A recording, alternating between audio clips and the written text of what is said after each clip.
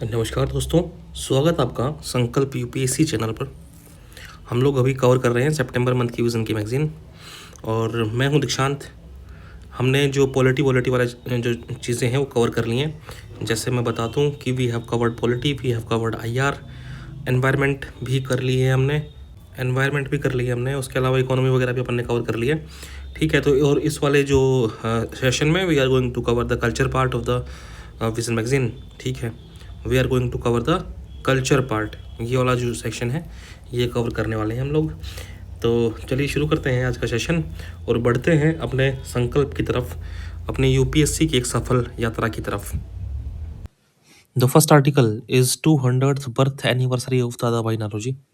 अभी अभी दादा भाई नौरोजी की 200th बर्थ एनिवर्सरी थी। ठीक है, तो क्या कह रहे हैं कि पहले देख लेते हैं कि दादा भाई नौरोजी कौन थे। He was the Indian scholar, trader and politician. अगर आपने मॉडर्न हिस्ट्री पढ़ी है तो दादा भाई नौरोजी इसमें पक्का आए होंगे। ठीक, तो चलो देखते हैं। He is known as grand old man of India. साथ साथ में उनको अनऑफिशियल एम्बेसडर ऑफ इंडिया के नाम से भी जाना जाता है। ये जो है इंडियन नेशनल कांग्रेस के फाउंडिंग फादर थे। साथ साथ में 3 बार प्रेसिडेंट रहे हैं आईएनसी के, 1886 में, 1893 में और 1906 में। 1906 में इनको चूज किया गया प्रेसिडेंट कांग्रेस का, ताकि ये मॉडरेट और एक्सट्रीमिस्ट के बीच में जो ब्रिज जो जो दरार है उसको ब्रिज कर सके, उसको खत्म कर सके। उसके बाद पहले इंडियन थे जिनको अपॉइंट किया गया प्रोफेसर एट एल्फिंस्टन, और उन्होंने वहां पे स्पेशल क्लास ली for the spread of women education. 1955 में ये लंदन चले गए और वहां पे जाके एक बिजनेस चालू किया। उसके बाद यूनिवर्सिटी कॉलेज लंदन में he was the professor of Gujarati. फिर 20 साल बाद 1875 में he was the member of municipal corporation of the Bombay. ठीक, उसके बाद इनके कुछ की कंट्रीब्यूशंस हैं। इन्होंने जैसे कुछ सोशल रिफॉर्म किए, कुछ इकोनॉमिक चेंजेस किए, कुछ पॉलिटिकल कंट्रीब्यूशन रहे और एथिकल भी कोई बातें हैं वो देखेंगे अपन इनकी। उसके बाद एजुकेशन में भी कुछ इनका फंक्शन रहा है, चलो देखते हैं। इन्होंने विमेन एजुकेशन को प्रमोट किया, प्रमोटेड विमेन एजुकेशन। इन्होंने स्टूडेंट लिटरेरी और साइंटिफिक सोसाइटी की ही founded student literary and scientific society, जिसने एस्टेब्लिश की थी 6 स्कूल फॉर गर्ल्स इन 1849। दोबारा देखो कि स्टूडेंट लिटरेरी और साइंटिफिक सोसाइटी ने 6 स्कूल्स बनाई थी गर्ल्स के लिए। फिर इन्होंने इन्होंने कुछ रिफॉर्मिस्ट आइडियाज लेके आए, जैसे रश्त गुफ्तार न्यूज़पेपर है, ये आपको याद होना चाहिए कि दादा भाई नौरोजी का जो न्यूज़पेपर है उसका नाम रश्त गुफ्तार है। और ये भी आपको याद होना चाहिए कि रहनुमाई मजदसियान सभा जो है वो भी इन्हीं की बनाई गई है। इस सभा का उद्देश्य था कि पारसी सोसाइटी को रिफॉर्म करेंगे। उसके बाद मैं इकोनॉमिक रिफॉर्म्स की बात करूं तो ड्रेन ऑफ वेल्थ थियरी कुछ करके थियरी है, मतलब किस तरह से अंग्रेज ईस्ट इंडिया कंपनी हमारे देश से, हमारे देश की जो संपत्ति थी उसको लूट के ले गए, वो कैसे यहाँ से ड्रेन हो गई। ठीक है, तो कहा कि इन्होंने कि इस थियरी ने ये हाईलाइट किया कि किस तरह से ब्रिटिश पॉलिसीज ने ड्रेन किया इंडिया की वेल्थ को through taxation, salaries, pension and remittances. ठीक है, उसके बाद इन्होंने कुछ किताबें लिखी कि poverty of India, poverty and the un British rule in India, ये आपको याद होना चाहिए। साथ साथ में इनके एफर्ट्स की वजह से एक कमीशन था, रॉयल कमीशन, जिसको हम लोग वेल्बी कमीशन भी बोलते हैं। वेल्बी बेसिकली इस रॉयल कमीशन के चेयरमैन थे, तो उनके नाम पे वेल्बी कमीशन बोला जाता है।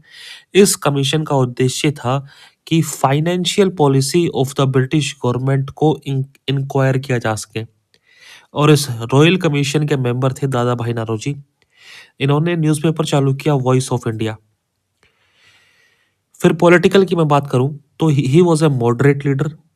ठीक है, और पार्लियामेंट्री डेमोक्रेसी के अंदर बहुत ज़्यादा इनका सख्त बिलीफ था, और इन्होंने कहा कि कॉन्स्टिट्यूशनल और पीसफुल मेथड जैसे triple P, P, petition, prayer and protest, ये आप लोग पढ़ते हो किसके अंदर, स्पेक्ट्रम में।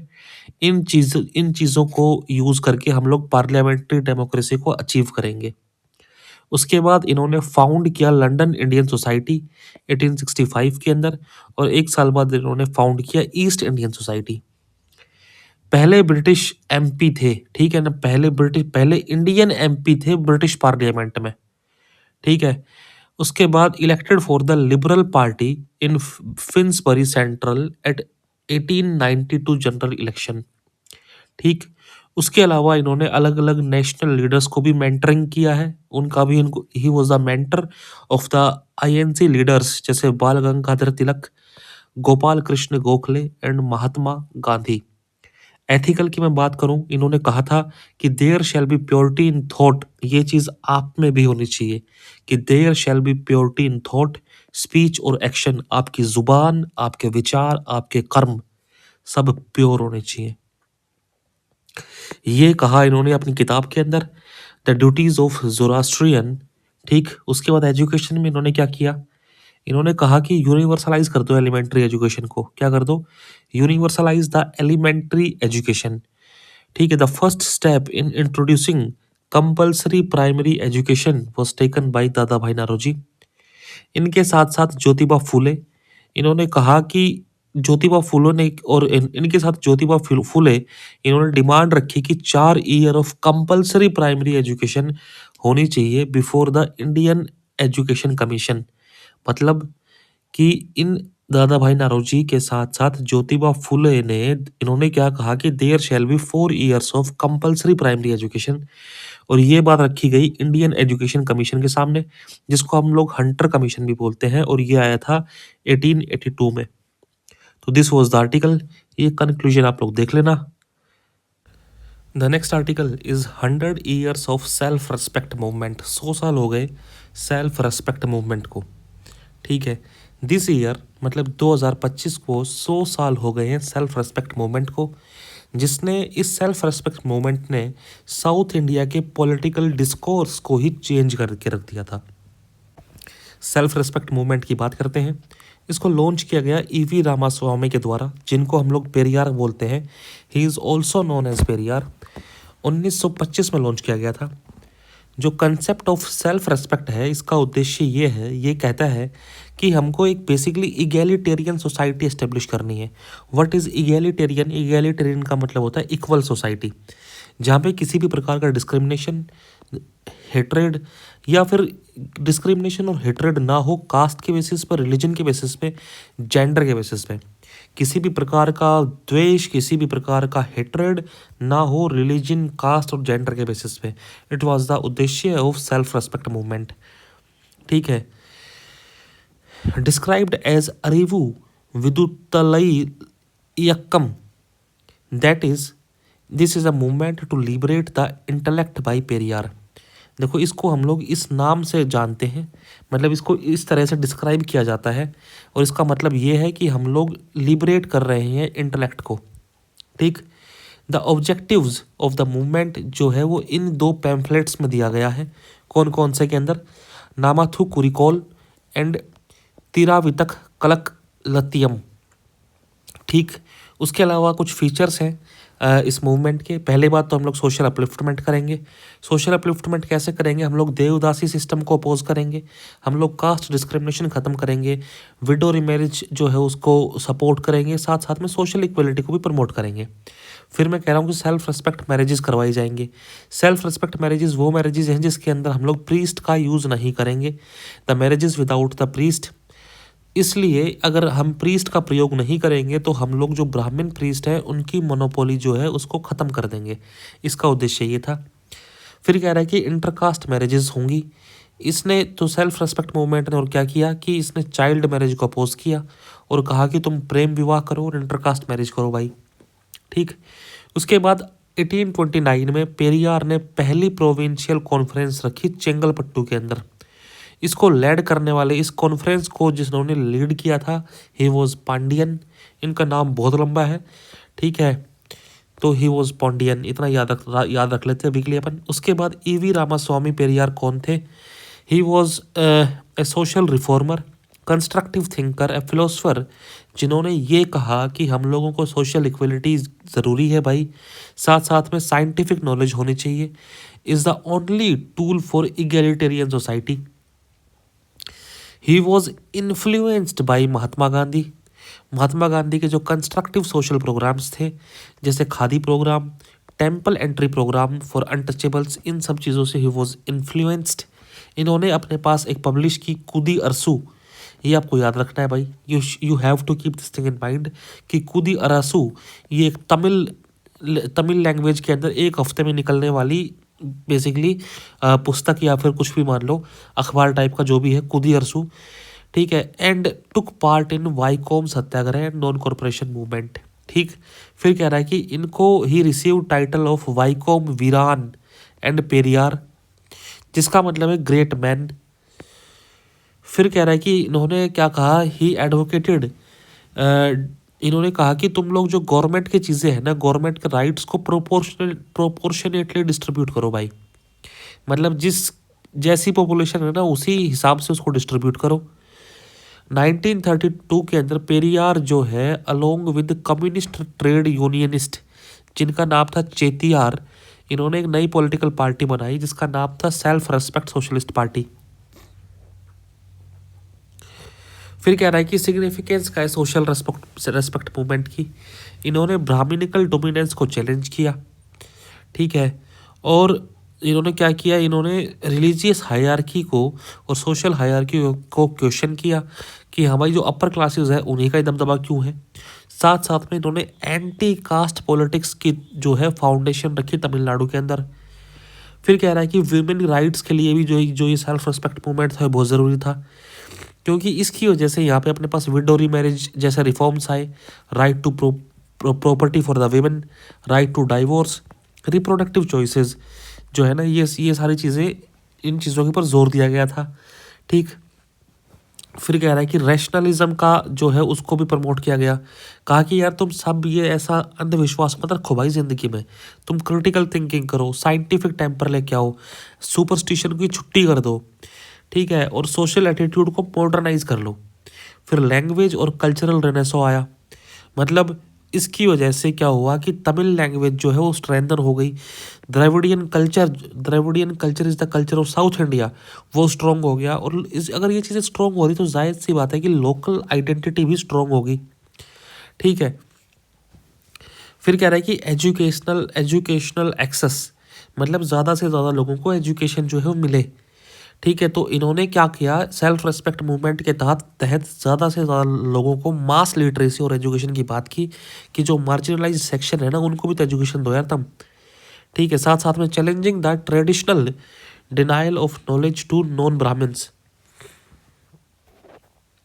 फिर कह रहा है इकोनॉमिक जस्टिस की बात कर रहा है, ठीक। और कह रहा है कि जो कास्ट इनइक्वलिटी जो है ना, it is linked to economic exploitation, अगर कोई आदमी नीची कास्ट का है तो उसको इकोनॉमिक एक्सप्लॉयटेशन झेलना पड़ेगा, कास्ट इनइक्वलिटी की वजह से इकोनॉमिक एक्सप्लॉयटेशन है। इसलिए इन्होंने कहा कि प्रोपोर्शनेट रिप्रेजेंटेशन होना चाहिए गवर्नमेंट की जॉब और रिसोर्सेज के अंदर, जो चीज़ अपन ने यहाँ पे बात की थी, कहाँ पे, यहाँ बात की थी, proportional distribution of the government rights, ठीक। फिर कह रहा है कि इसकी वजह से कुछ पॉलिटिकल इम्पैक्ट भी आया। What is the political impact, तो इस सेल्फ रेस्पेक्ट मूवमेंट की वजह से जो साउथ इंडिया की पार्टीज़ हैं उनको आइडियोलॉजिकल फाउंडेशन मिली कि हम लोग किस दिशा में काम कर सकते हैं। जैसे आज की डेट में जो द्रविडियन पार्टीज़ हैं, जस्टिस पार्टी, DMK, AIADMK, इन्होंने इस वजह से इस मूवमेंट की वजह से तमिलनाडु की जो अपनी एक वेलफेयर ओरिएंटेड पॉलिटिक्स है ना उसने जन्म लिया, उसने अपनी शेप को ग्रहण किया। फिर कह रहा है कि ग्लोबल इन्फ्लुएंस भी कुछ रहा है, ठीक। तो Tamil diaspora movements inspired Tamil diaspora movement in Malaysia, Singapore and elsewhere, मतलब तमिल लोग अगर अपने इंडिया से बाहर कहीं रह रहे हैं जैसे मलेशिया के अंदर, सिंगापुर और या फिर किसी और भी जगह, तो वो अपनी रीजनल आइडेंटिटी को स्ट्रॉन्ग करने के लिए उन्होंने क्या किया, इन मूवमेंट से इन्फ्लुएंस किया अपने आप को, ठीक है। अब कह रहा है कि और अदर सोशल रिफॉर्म्स और एंटी कास्ट मूवमेंट कौन कौन से हैं, जैसे सत्य शोधक समाज है 1873 का, इसको फाउंड करने वाले थे ज्योति राव फूले महाराष्ट्र के अंदर, कि जो ब्राह्मण लोगों का दबदबा है उसको कम करना है। साथ साथ में लोअर एजुकेशन जो है, लोअर कास्ट और वुमेन है, इनकी एजुकेशन को प्रमोट करेंगे, और रिलीजियस ऑर्थोडॉक्सी है ना उसको ख़त्म करना है यार, उसके ऊपर क्वेश्चन मार्क उठाएंगे, ठीक है। फिर आता है Shri Narayana Guru Dharma Paripalana movement, this is the movement. ये नारायण गुरु का मूवमेंट था। इसने एक स्लोगन दिया कि एक कास्ट, एक रिलीजन और एक भगवान। फोर्ट कास्ट डिस्क्रिमिनेशन अमंग इजावाज इन केरला। ये जब आप क्या कहते हैं सोशल रिफॉर्म्स मूवमेंट पढ़ोगे स्पेक्ट्रम के अंदर तो ये आएगा। ये सारे बेसिकली वही हैं यार, उसी में दे रखे स्पेक्ट्रम में कि इजावा एक कास्ट हुआ करती केरला में जो बेसिकली शराब बनाया करती, जो कि लोअर कास्ट थी। तो उस कास्ट को अपग्रेड करने के लिए, उसके उसके राइट्स के फाइट करने के लिए ये मूवमेंट आया था। फिर आती है एक और सोशल रिफॉर्म जिसका नाम है बहिष्कृत हितकर्णी सभा। इसका बहिष्कृत मतलब ऐसी जो लोग जिनको बहिष्कार कर रखा है, हितकर्णी मतलब उनको हित करेंगे। तो बी आर अम्बेडकर ने प्रमोट किया एजुकेशन, सोशल, कल्चरल और economic advancement of Dalit community. फिर आता है वाईकोम सत्याग्रह। तो ये क्या था, एक सोशल एजुटेशन था केरला के अंदर कि भाई जो ओप्रेस्ड क्लास है ना उनको टेम्पल वाले रोड पे एंट्री दे दो कि वो टेम्पल के आसपास वाले रोड पे घूम सकें। ठीक। फिर भी है all India depressed class association 1930 के अंदर। All India depressed class association 1930 में आया। बी आर अम्बेडकर जो है उन्होंने ये लेके आया। इसका उद्देश्य था कि देखो डिप्रेस्ड क्लास का एसोसिएशन है ये, तो जो डिप्रेस्ड क्लास यानी शेड्यूल्ड कास्ट दलित जो है उनको अपने को अब ठीक करना है, सोशल, इकोनॉमिक और पॉलिटिकल राइट्स जो हैं वो देने हैं इनको। तो इस चीज़ के लिए एसोसिएशन बनाया गया। फिर कह रहा है कि all India anti touchability league. ये एग्ज़ाम में याद रखना है, भूल मत जाना इसको, कि इसको गांधी जी ने बनाया था। उद्देश्य ये था कि अनटचेबिलिटी ख़त्म करेंगे। फिर दिस इज़ द कंक्लूजन, ये आप लोग देख लेना, इसमें कोई इशू नहीं है। ठीक है। न्यूज़ इन शॉर्ट्स की हम लोग बात करते हैं। तो पहला आर्टिकल है, इट इज़ फिदे वर्ल्ड कप। ठीक है, फिदे वर्ल्ड कप देखो कुछ नहीं है, ये इंटरनेशनल चेस फेडरेशन जो है फिदे, उसने अनाउंस किया कि हम लोग अभी वर्ल्ड कप कराएंगे। मतलब FIDE world cup is basically is the world cup of chess. ठीक है, इसको गोवा के अंदर हम लोग होस्ट करने वाले हैं। अब इस वर्ल्ड कप के बारे में जान लेते हैं क्या चीज़ है ये। यह एक मेजर चेस इवेंट है जिसको ऑर्गेनाइज किया जाता है बाय द FIDE फिदे, जो कि इंटरनेशनल गवर्निंग बॉडी है चेस की। फिदे को कंस्टिट्यूट किया गया था as a non governmental institution Paris के अंदर इन 1924, लेकिन अभी जो है इसका headquarter is in Lausanne, Switzerland. इसके अंदर जो टॉप 3 फिनिशर्स होंगे they will qualify for the 2026 candidates tournament. ठीक। इसमें जो याद करने की बात थी वो पूरी की पूरी बात थी कि गोवा के अंदर चेस खेलेंगे और पार्टी करेंगे। ठीक।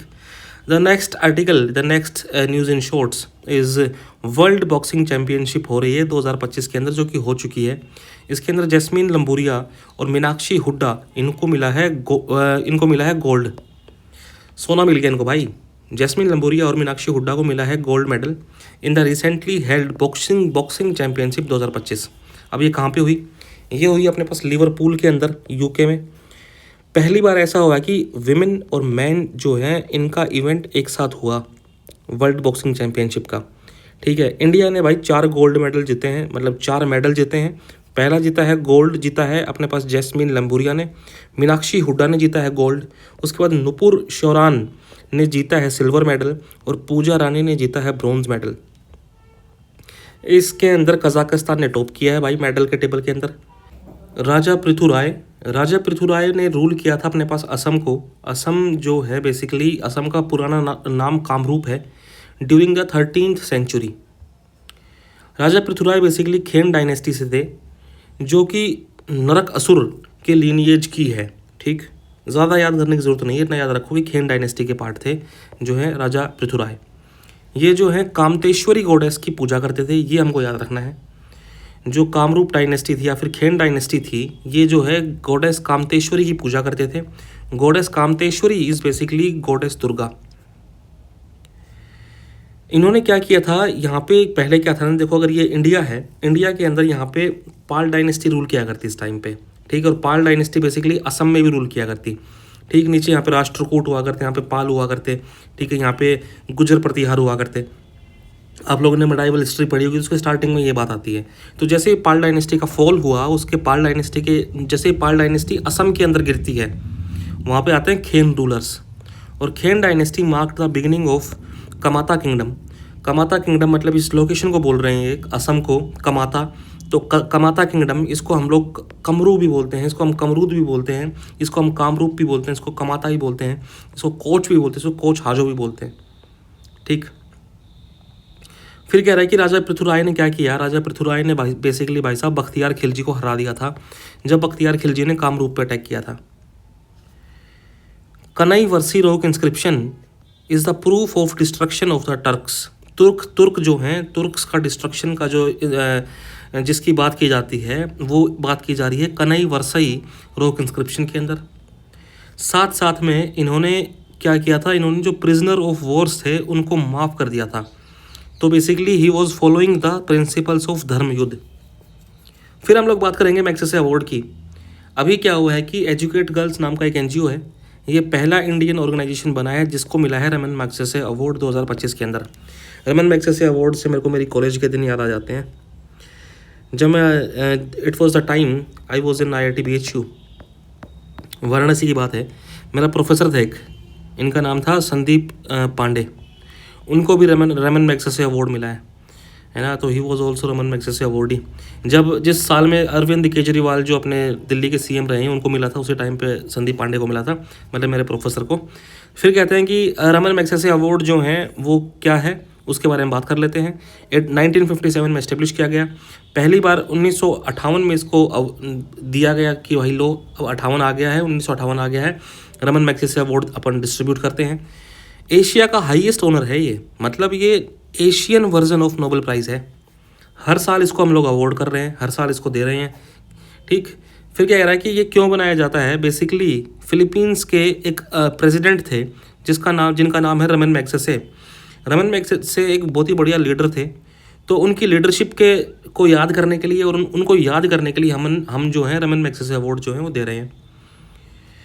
ये जो अवार्ड है ये रिकॉग्नाइज करता है इंडिविजुअल्स को, ऑर्गेनाइजेशंस को, ऐसे इंडिविजुअल और ऐसी ऑर्गेनाइजेशन जो एशिया की हैं, ठीक, जिन्होंने अच्छा खासा डिस्टिंक्शन हासिल किया है और दूसरे लोगों की जेनरसिटी के साथ मदद की है। और इस मदद का उद्देश्य ये नहीं था कि उनको पब्लिक फेम मिले, पब्लिक रिकग्निशन मिले। तो इस टाइप के लोगों को जो है रमन मैग्सेसे अवार्ड दिया जाता है। फिर हमारे पास आया है ज्ञान भारतम पोर्टल। हमारे पास जो भारत का ज्ञान है उस ज्ञान को संचित करने के लिए हमने एक पोर्टल बनाया है जिसका नाम है ज्ञान भारतम पोर्टल। मतलब हमारे पुराने ज्ञान की बात हो रही है यहाँ पे, जो ज्ञान हमारी मैन्युस्क्रिप्ट के अंदर है उसकी बात हो रही है यहाँ पे। तो प्रधानमंत्री मोदी ने अभी लॉन्च किया है ज्ञान भारतम पोर्टल, जिसका उद्देश्य है कि हम हमारी मैन्युस्क्रिप्ट यानी हमारी हस्तलिपियों को हम लोग प्रिजर्व करेंगे। प्रिजर्व कैसे करेंगे, हम उसको डाल देंगे ऑनलाइन, उसकी कर देंगे डिजिटाइज कर देंगे इंडिया की मैन्युस्क्रिप्ट हेरिटेज को, ताकि लोग जो हैं उसका आसानी से एक्सेस कर सकें और उसको प्रिजर्व कर सकें हम। जाहिर सी बात है अगर ऑनलाइन आ गई तो चीज़ें प्रिजर्व हो जाएंगी ना। यूनियन बजट 2025-26 के अंदर एक मिशन था ज्ञान भारतम मिशन, उसको अनाउंस किया गया था। और इस मिशन का जो था, इसको अनाउंस किया गया था, इसका उद्देश्य था कि हम लोग सर्वे करें, डॉक्यूमेंटेशन करें और कंजर्व करें भारत की मैन्युस्क्रिप्ट वाले हेरिटेज को। अब मैन्युस्क्रिप्ट क्या होती है इसके बारे में बात कर लेते हैं। हाथ से लिखी हुई कंपोजिशन, हस्तलिपि, हाथ से लिखी हुई कंपोजिशन, जो चीज़ हम लोग पेपर पे लिखें या फिर पेड़ की छाल पे लिखें या फिर किसी कपड़े पे, किसी मेटल पे, किसी पाम लीफ पे, या फिर कोई ऐसा मटेरियल जो कि आज से 75 ईयर्स पहले हमने उसके ऊपर कोई चीज़ लिखी हो और इस लिखी हुई चीज़ की कोई ना कोई साइंटिफिक, हिस्टोरिकल या फिर एस्थेटिक वैल्यू है, इसको बोल देंगे हम मैन्युस्क्रिप्ट। उसके अलावा एक चीज़ और आती है, इसको बोलते हैं लिथोग्राफ। देखो लिथोग्राफ तो यार आप लोगों ने जियोग्राफी पढ़ी है, जियोग्राफी में आप लोग पढ़ते हैं लिथोस्फीयर, ठीक है। लिथोस्फीयर इज़ बेसिकली जहाँ पे मिट्टी है, जहाँ पे पत्थर है। तो लिथो इज़ बेसिकली वर्ड जो है ये बात कर रहा है पत्थर की, चट्टान की। हम लोग इसमें क्या करते हैं, लिथोग्राफ के अंदर किसी पत्थर के ऊपर कोई ड्राइंग बनाते हैं, ठीक है। इस पर अपन ने कोई ड्राइंग बना दी, ठीक है। ड्राइंग के अंदर अपन भर देंगे इसमें इंक। अब मैंने इसमें इंक भर दी, इसके बाद मैं रख दूंगा इसके ऊपर एक कागज़, इसके ऊपर रख दूंगा एक कपड़ा। तो जो इस पर जो ड्राइंग बनाई थी पत्थर पे, वो इस इंक की वजह से इस क्लॉथ के ऊपर छप जाएगी। इसको बोल दिया हमने लिथोग्राफ।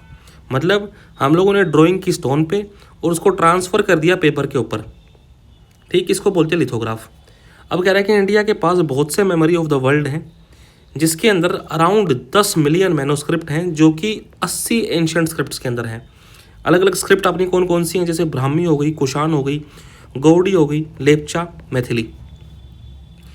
इनमें से 75% संस्कृत के अंदर हैं, 25% रीजनल लैंग्वेजेस के अंदर हैं। मैं सिग्निफिकेंस की बात करूं, मेरे को मैन्यूस्क्रिप्ट की क्या सिग्निफिकेंस है यार, ये कह रहा है कि हमने जो है, हमारे ये प्रूफ है, हमारा एविडेंस, हमारी पुरानी एक्टिविटीज़ का। सही बात है, मैंने आज से 75 साल पहले कोई किताब मिल गई मेरे को, कोई मैन्यूस्क्रिप्ट मिल गई, तो मेरे को समझ में आएगा ना कि हाँ भाई हमने क्या काम किया था उस टाइम, ठीक। ये मैन्यूस्क्रिप्ट शो करता है कि हमारे जो पूर्वज हैं, हमारे एंसेस्टर्स हैं, उनका नॉलेज, साइंस और लर्निंग के प्रति कितना डिवोशन रहा है। और हमको नॉलेज दे रहा है कि अलग अलग एस्पेक्ट्स क्या थे सोसाइटी के, जैसे cultural aspect, political aspect, economic aspect. जैसे हम लोग जब कौटिल्य की अर्थशास्त्र पढ़ते हैं तो हमको पता लगता है कि कौटिल्य जो हैं वो क्या चाह रहे थे कि मौर्याज का साम्राज्य कैसा हो, मौर्यन एम्पायर जो है वो कैसा हो, वो उसके अंदर कौन कौन से ऑर्गन्स हों, कैसे ऑफिसर्स हों, वो सारी चीज़ें किसके अंदर, कौटिल्य के अर्थशास्त्र के अंदर, ठीक है। तो इससे हमको क्या पता लग रहा है कि उस टाइम के पॉलिटिकल, इकोनॉमिक और कल्चरल एस्पेक्ट्स पता लग रहे हैं। और इनिशिएटिव्स क्या क्या लिए गए हैं मैन्यूस्क्रिप्ट के लिए। हमारे पास नेशनल मैन्यूस्क्रिप्ट मिशन है, जो कि 2003 के अंदर आया था। It is by the ministry of tourism and culture. इस मिशन के थ्रू हम लोग क्या एम कर रहे हैं, हम एम कर रहे हैं कि हम प्रिजर्व कर सकें मैन्यूस्क्रिप्ट को। फिर कह रहा है कि कोलकाता के अंदर नेशनल लाइब्रेरी ऑफ इंडिया है, इसके अंदर around 3600 rare historically important manuscripts हैं। इसी तरह इसको आप लोग याद रखोगे, it is the part of the modern India, कि एशियाटिक सोसाइटी ऑफ बंगाल को फाउंड किया था विलियम जोन्स के द्वारा। मैं दोबारा बोल रहा हूँ, Asiatic Society of the Bengal was founded by William Jones. ज़ोर ज़ोर से अपने मन में बोलो, मुंह खोल के बोलो कि Asiatic Society of the Bengal was founded by the William Jones. अब जो भी सोसाइटी है ये कर रही है digitization of the ancient manuscript. ये सोसाइटी अभी ऐसा काम कर रही है, ठीक है। तो this was the cultural issues, जो भी था ना, ये कल्चर वाला जो पार्ट है इस मैगजीन का, ये वो था, ठीक है। फिर मिलते हैं आपको एथिक्स वाले पार्ट में, तब तक के लिए bye bye, ta-ta, take care, शबा खैर, जय हिंद, थैंक्स फॉर वॉचिंग।